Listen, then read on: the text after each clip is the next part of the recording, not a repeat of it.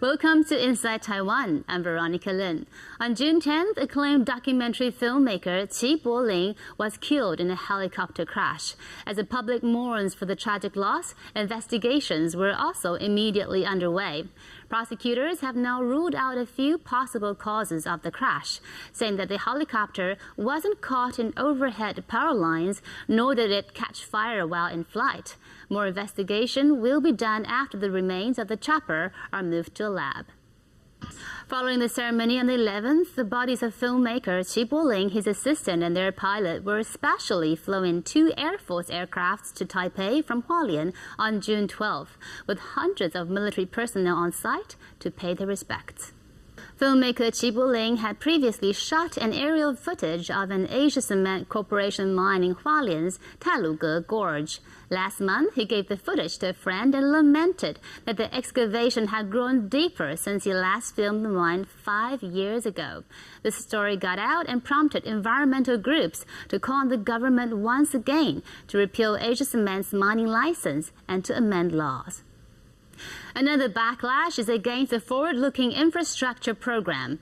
President Tsai Ing-wen has said that the program must be passed during the upcoming ad hoc meeting at the legislature.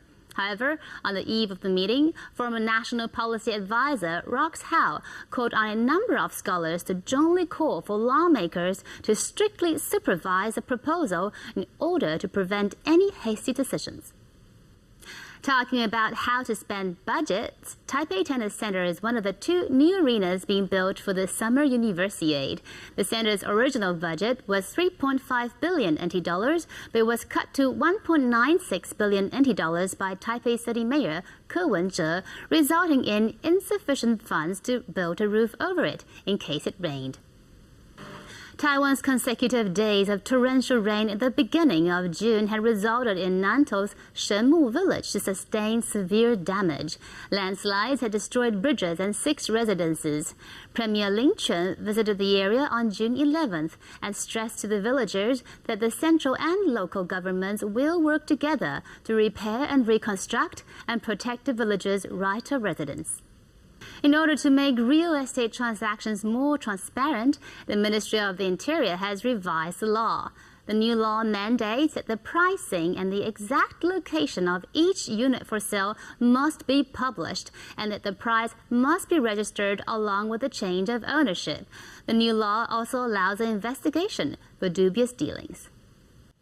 The Thai administration's Ill-Gotten Party Asset Settlement Committee has come up with a new tactic to not only order payment of 1 billion NT dollars for ill-gotten national lands accepted by the Kuomintang during the period of martial law, but also to classify the 180 million NT dollars in donated funds.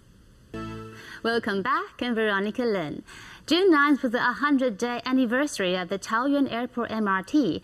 The line has ridership of around 54,000 per day, with half going to the airport, but still could cater for much more.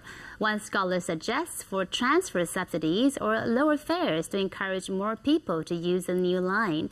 But Taoyuan City Mayor says ticket prices are already very low and hopes to break even within 2 years. Another transportation project to look at, 8 stations on the Kaohsiung's circular light rail transit line opened last year. The service is scheduled to reach Hamaxing Station in September.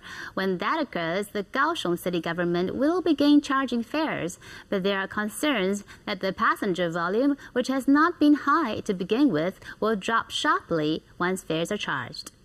The Alliance of Educare Trade Unions recently convened a press conference to denounce the low salaries of preschool educators.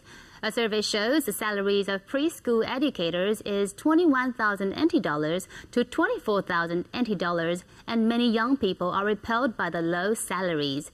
The Alliance asked the government to increase public educare funds and promote non-profit preschools. Local cyclists and runners congregated near the Dongfeng bicycle path in Taichung to call on the government to keep the path intact. Despite the government's promise that they would keep the bike path intact while building a new highway beside it, the local residents insisted that the bike path and the highway should remain separated in order to not cause damage to the existing ecology.